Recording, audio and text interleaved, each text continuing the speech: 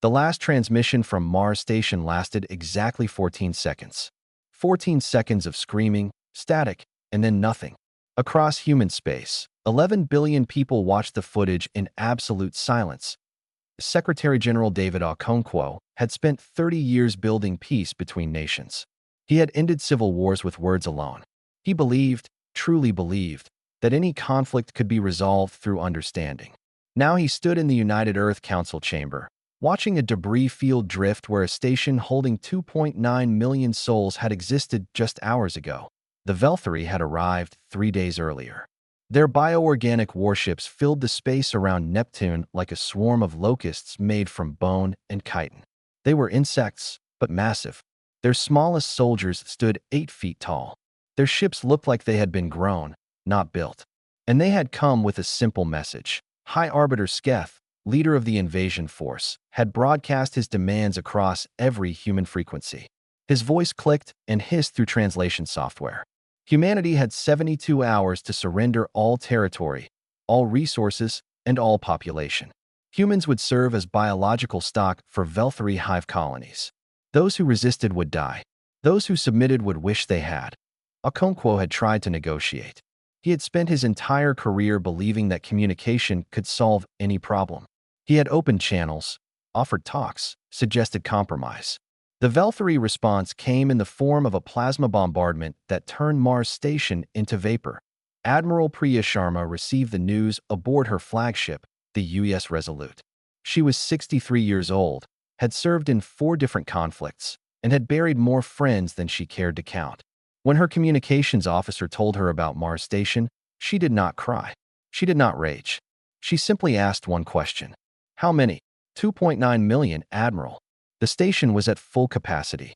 Families, children, a school group from Earth was visiting the botanical gardens.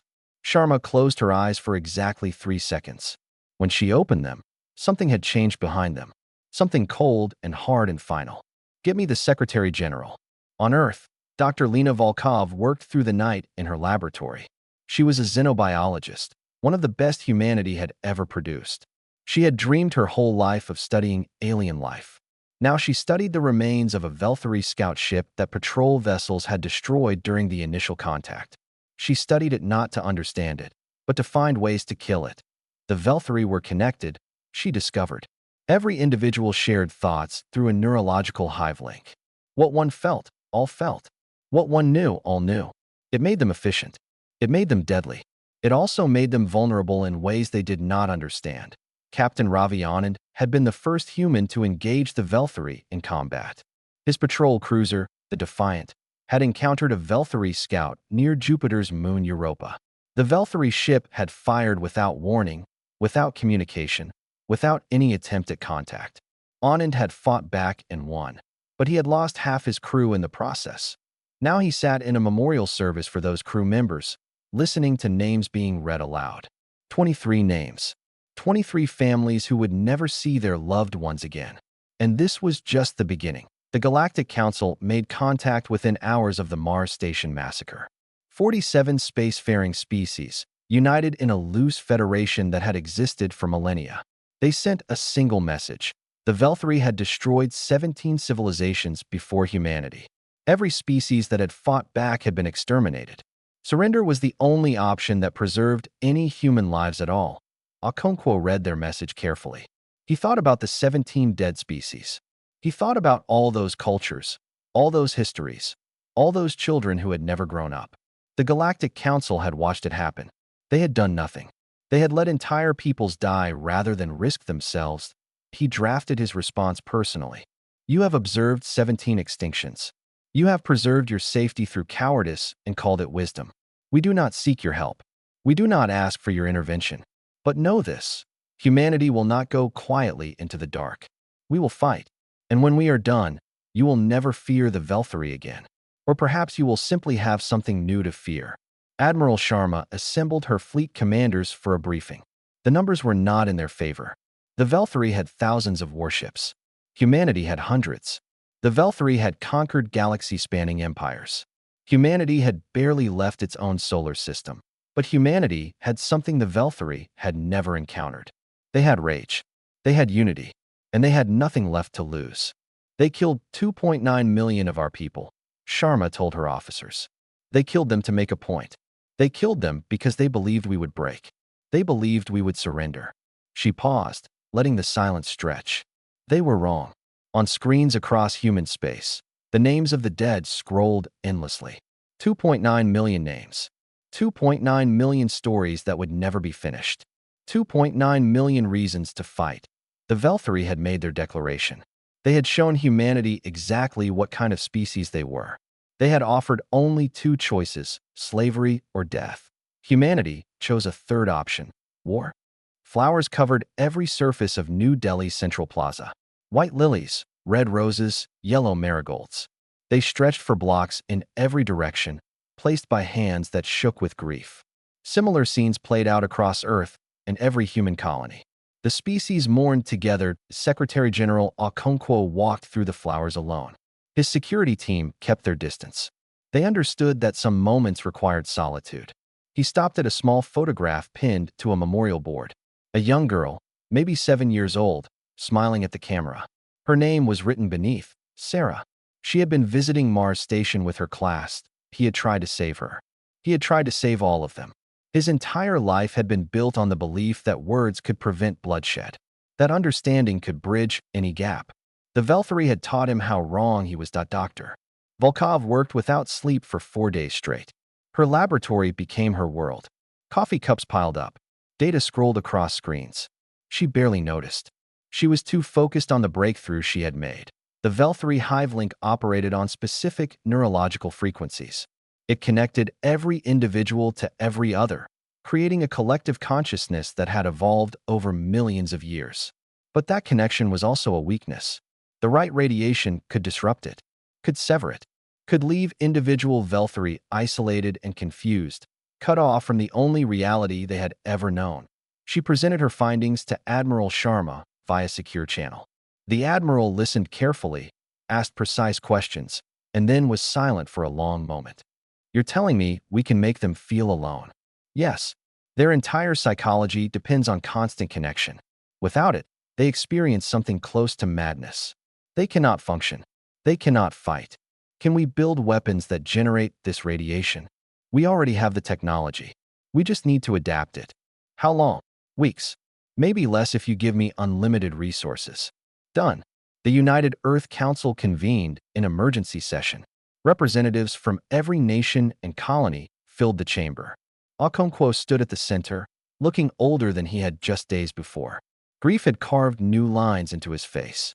But his voice was steady when he spoke. I spent my career believing that violence was never the answer. I still believe that, in most cases. But we are not dealing with most cases. We are dealing with a species that has exterminated 17 civilizations. A species that murdered 2.9 million of our people simply to make a point. A species that views us as livestock. He paused, letting his words sink in.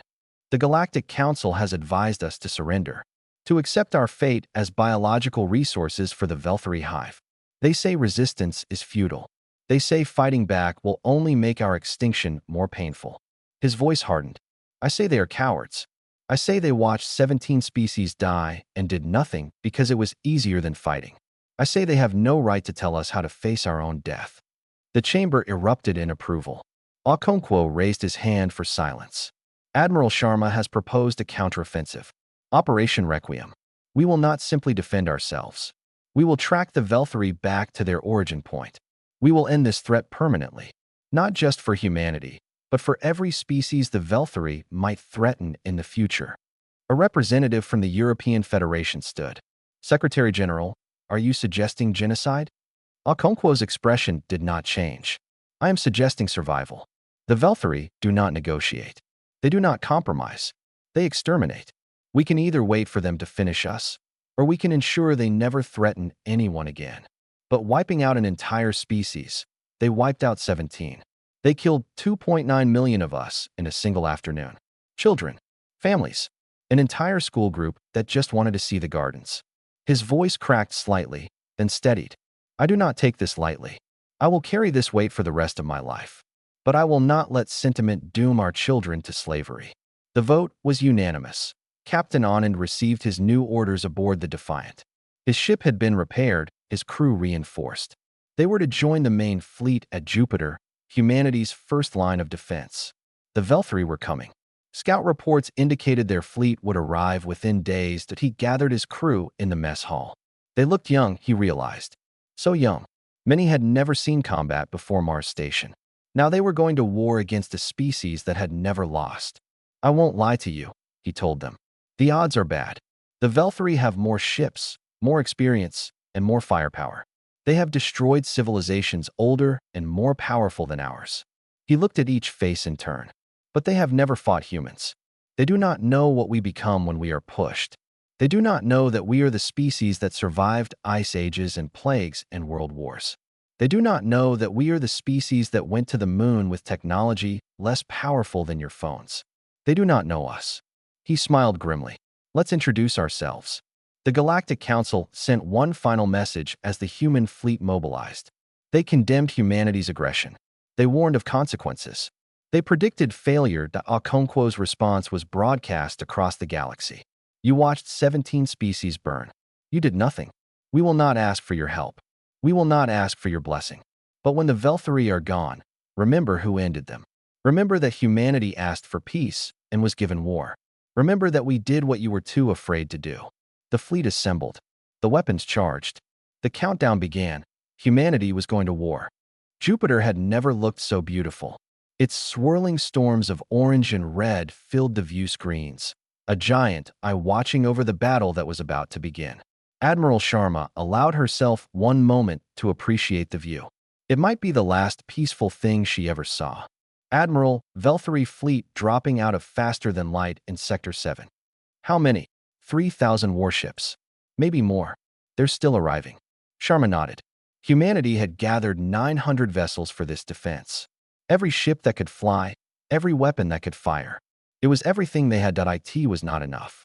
She knew that. Her officers knew that. But they were going to fight anyway. All ships. This is Admiral Sharma. The enemy outnumbers us 3-1. They have never lost a battle. They expect us to break and run like every species before us. She paused. Let's disappoint them. The Velthri fleet advanced in perfect formation. Their bioorganic ships pulsed with sickly green light, moving as one organism. High Arbiter Sketh commanded from his flagship, confident in victory. He had destroyed 17 civilizations. This small, young species would be the 18th. Captain Anand positioned the Defiant near Jupiter's radiation belts. Dr. Volkov's new weapons hummed with power, ready to disrupt the Velthri hive link. He watched the enemy approach on his tactical display. They're not even trying to flank us, his first officer observed. They're just coming straight in. They don't think they need tactics. They've never needed them before. Anand smiled grimly. That's their first mistake. The battle began with fire. Velthri plasma weapons lit up the darkness.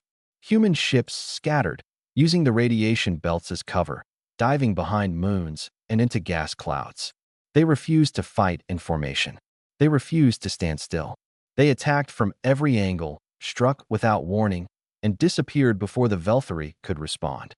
High Arbiter Sketh watched his ships fall with growing confusion.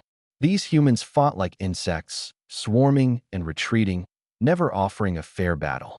It was dishonorable. It was frustrating that IT was working. Dr. Volkov monitored the battle from the Resolute's science deck. Her radiation weapons were performing beyond expectations. Wherever they fired, Velthri ships fell into chaos. Their coordinated movements became erratic. Individual vessels collided with each other, their crews suddenly unable to think as one. The hive link is breaking down, she reported to Admiral Sharma. They're losing cohesion. Good. Target their command ships. Cut off the head. Across the battlefield, human crews fought with desperate courage. They were outgunned and outnumbered, but they had something the Velthri did not understand. They had learned to fight alone. Every human ship could operate independently, make decisions without central command, adapt to changing circumstances in real time. The Velthri had never faced an enemy like this. Captain Anand saw his opportunity. High Arbiter Sketh's flagship had pushed forward, eager to crush the human resistance personally. It had moved away from its support fleet, protected only by a small escort. All power to engines, Anand ordered. We're going in. Sir, that's a suicide run. Maybe. But if we kill their leader, their whole fleet will feel it. Every Velthari will experience his death. Dr. Volkov said their hive link makes them share everything. He looked at his crew. We can break them. Right here. Right now. The Defiant accelerated toward the flagship. Velthari ships tried to intercept, but human vessels covered Anand's approach, sacrificing themselves to clear his path. Plasma fire tore through the Defiant's hull. Systems failed. Crew members died at their stations. Anand kept his eyes on the target. Ramming speed. High Arbiter Sketh realized what was happening too late. He tried to turn his massive flagship, but it was too slow. The Defiant struck like a spear, driving deep into the bioorganic hull. The explosion consumed both ships in a ball of white fire. And then something happened that no one expected. Across the entire Velthari fleet, 3,000 ships felt their leader die. The Hivelink carried his final moments to every individual, every vessel, every mind. They experienced his shock, his pain, his terror. For the first time in their species' history, they felt collective fear. The Velthari broke. Ships that had fought in perfect coordination moments before now fled in chaos. Some collided with each other. Some jumped to faster than light without plotting courses and were never seen again. The remaining vessels scattered in every direction, abandoning the battle entirely. Admiral Sharma watched the retreat with grim satisfaction. All ships, pursue and destroy. No mercy. They showed none to Mars Station. The Battle of Jupiter became a slaughter. Human ships hunted Velthari vessels across the solar system, destroying them one by one. By the time it was over, not a single enemy ship remained. But the victory came at a terrible cost. 300 human ships destroyed. Thousands of crew members dead. Captain Ravi Anand and everyone aboard the Defiant, gone. Sharma stood on her bridge, surrounded by the debris of both fleets. They had won the first battle. They had proven that the Velthari could be beaten. But she knew this was only the beginning. Intelligence teams recovered data from captured Velthari ships, navigation charts, communication logs, and something else. Records of the 17 civilizations the Velthari had destroyed. Images of their worlds, their cultures, their children. All gone.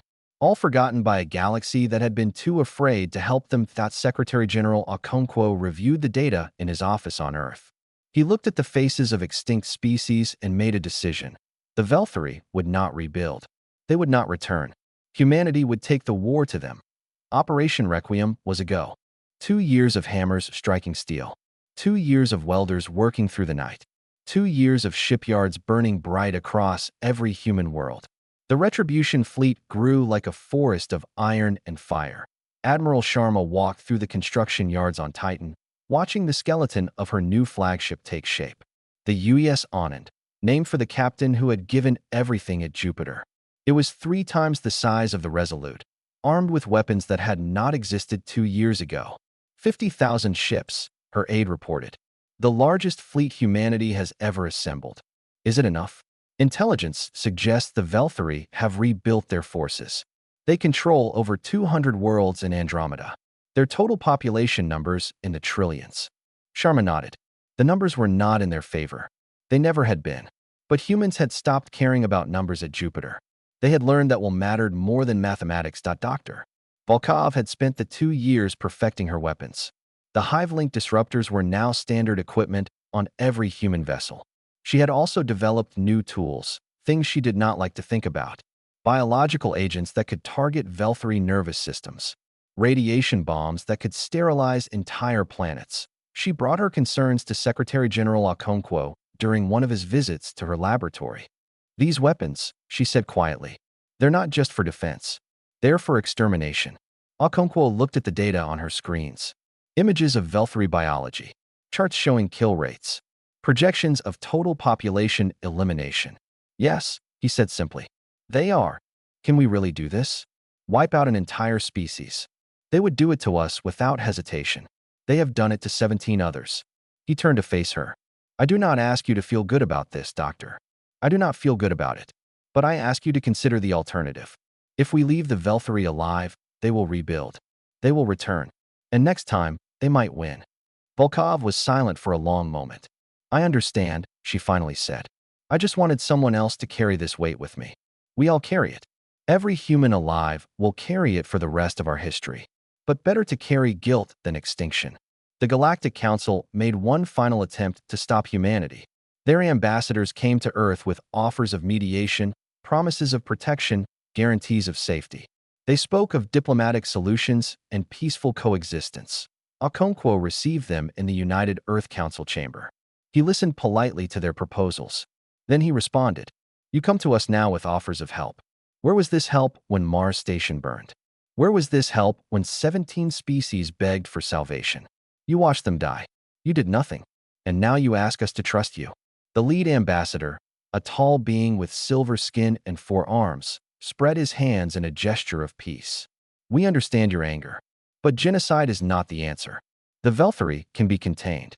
We can establish buffer zones, monitoring systems, like you established for the Tauren, the Velkesh, the Maori of Andromeda." Okonkwo named 3 of the extinct species. "They trusted your buffer zones. They trusted your monitoring systems. They are gone now. Secretary General, please, no. We will not wait for the Velthari to decide when we die. We will not trust species who stood by while civilizations burned. Humanity will handle this ourselves." He stood. "You are welcome to join us. You are welcome to help. But you are not welcome to stop us." The ambassadors left empty-handed. The fleet departed on a clear morning, Earth time. 50,000 ships broke orbit and began the 6-month journey to Andromeda. They carried 2 million soldiers, 10,000 scientists, and the hopes and fears of 11 billion people. Admiral Sharma addressed her forces as they entered faster than light travel. "We are going to end a species that has existed for 100,000 years. Some of you may wonder if we have the right. Some of you may question whether this is justice or murder." She paused. "I will not tell you what to believe. I will only tell you what I know. I know that 2.9 million humans died on Mars Station. I know that 17 civilizations were erased from existence. I know that the Velthari will never stop, will never negotiate, will never show mercy. And I know that our children deserve to live without fear. We did not start this war. We did not choose to be enemies of the Velthari. They came to our home. They killed our families. They forced us to become what we are becoming. Warriors, killers, exterminators. So yes, we are going to end them. Not because we want to, not because we enjoy it, but because it is the only way our species survives. The only way any species threatened by the Velthari will ever be safe." The fleet crossed the void between galaxies. Crew members trained constantly. They watched recordings of Mars Station to remind themselves why they fought. They studied Velthari biology to learn the best ways to kill. 6 months later, the sensors picked up the first Velthari colony world. Admiral Sharma looked at the planet on her view screen. Green continents, blue oceans, cities that glittered like jewels. Billions of Velthari living their lives, raising their young, building their future. She thought about what she was going to do. She thought about the 2.9 million dead. She thought about 17 extinct species. She thought about her own grandchildren, safe on Earth, never knowing the threat that loomed over their existence. "All ships," she said quietly, "begin the attack." The long march to Andromeda was over. The extermination had begun. Silence had a sound in space. It was the absence of everything. The empty frequencies where Velthari communications used to pulse. The dark patches where their cities once glowed. The nothing that remained where billions had lived just hours before. Admiral Sharma listened to that silence after every battle. It reminded her of what she was doing, what she had become. The campaign moved with mechanical precision. World after world fell. The human fleet had developed a brutal efficiency. First came the hive-link disruptors, severing the Velthari from their collective consciousness. Then came the orbital bombardments, targeting military installations and breeding grounds. Finally came the biological weapons, ensuring nothing survived to rebuild. Dr. Volkov monitored the extermination from her laboratory aboard the Anand. She had created these weapons. She had designed them to be perfect. Now she watched them work and felt something inside her die with each deployment. Planetary sterilization complete, her assistant reported. No surviving Velthari signatures detected. How many? Approximately 4 billion. It was a colony world. Agricultural mostly. Families. Volkov closed her eyes. 4 billion. The number was too large to comprehend. It was just a statistic now. She had learned that horror became routine when repeated enough times. the Velthari fought back with increasing desperation. They abandoned their coordinated tactics and threw everything they had at the human fleet. Wave after wave of ships crashed against human defenses like water against stone. They died in their millions, but they were learning that a Velthari strike force managed to break through human lines and attack a supply convoy. 3,000 human crew members died in the assault. Admiral Sharma received the news with cold fury. "They're adapting," her tactical officer reported, "learning to fight without the hive link. Individual commanders are making independent decisions.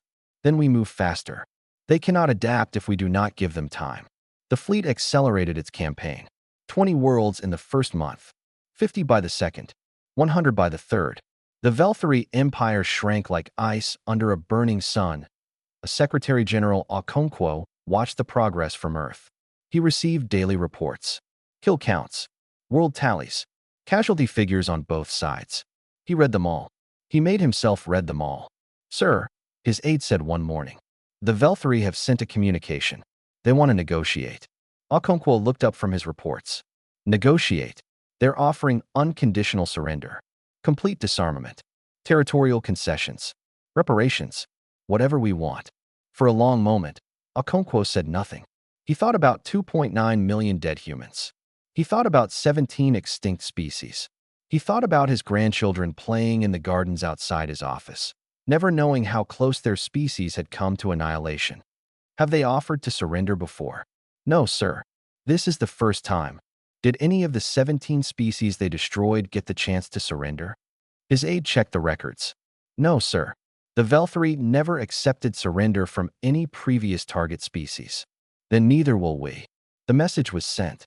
The campaign continued. Dr. Volkov confronted Admiral Sharma in her quarters that night. "We have to stop this," she said. "They're offering surrender. We've won." Sharma looked at her with eyes that had seen too much death. "If we stop now, what happens in 50 years when they rebuild? In 100 years when they come for our grandchildren? We could establish monitoring. Keep them contained.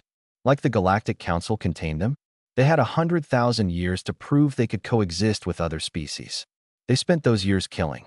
Every species that showed them mercy was exterminated." Sharma shook her head. "I do not enjoy this. I wake up every night seeing the faces of the dead. But I will not leave this threat alive for my descendants to face. Then we are no better than them. Perhaps not. But our children will be alive to judge us."